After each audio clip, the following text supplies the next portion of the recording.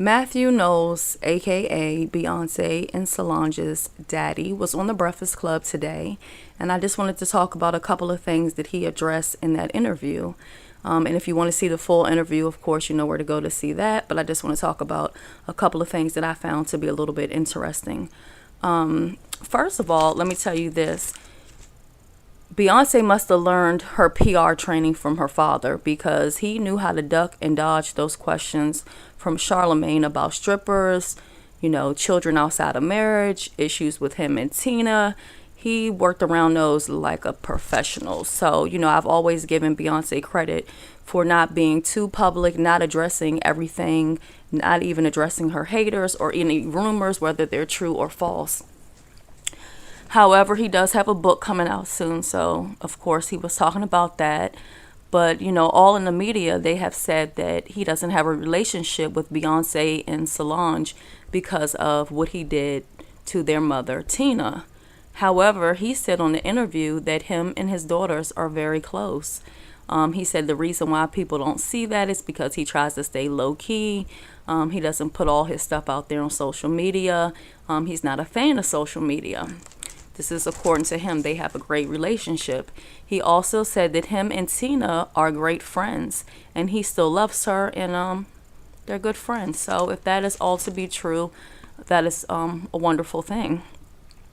He also said that he has more number one records than Beyonce has. Now that came as a surprise to me, because I would have had no idea ever that was the case. He also said that he did help to co-write a lot of her songs.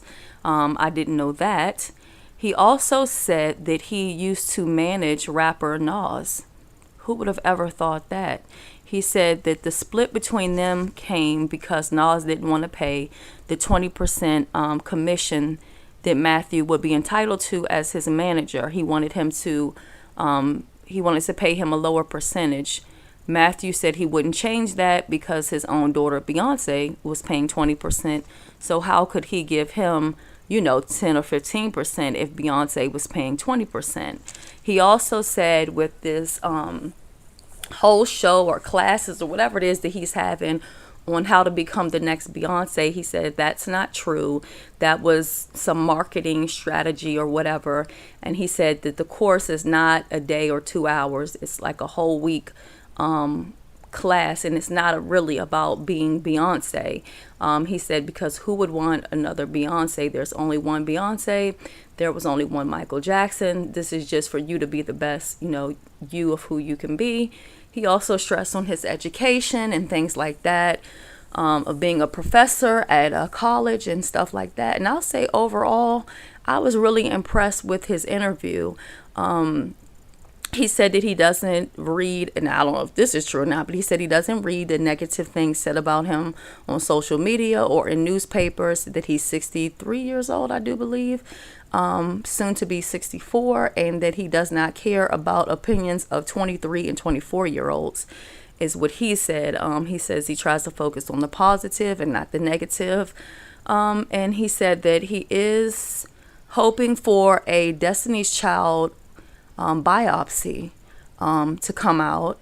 He also stated that he does own the rights to the name Destiny's Child, and that he did have a yard sale with all Destiny's Child stuff that he had sold, and that if they do go on tour, which I think they're trying to work on doing, that he would get a commission of that, because he still owns the right to the name. He is still their manager. However, he's not the manager of Beyonce, and it wasn't because of any rift in the family, but just because as she got older, being a grown woman, she wanted to go her own separate way, and that's how he taught his children to be independent women, entrepreneurs, and not to, work for someone else. So he surely made it seem like all was good between him and his children. If that is the case, I think that's wonderful. The interview was very interesting, and it surely gave me a different perspective of how I look at him and view him as a person even though he has done, a little creeping around or whatever the case may be. He did state something to the effect of that he hopes that Beyonce's still not dancing when she reaches 50 years old, because at 50, you got to be in shape.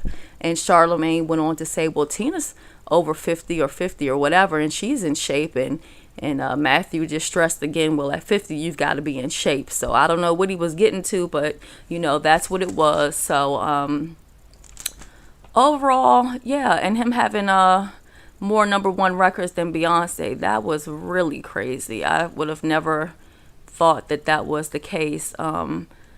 So, I guess he doesn't boast and brag about his accomplishments, so maybe a lot of things about him we wouldn't know. But check out the interview for those who are interested. I found it to be, very entertaining, and I learned a lot. So that's all for right now.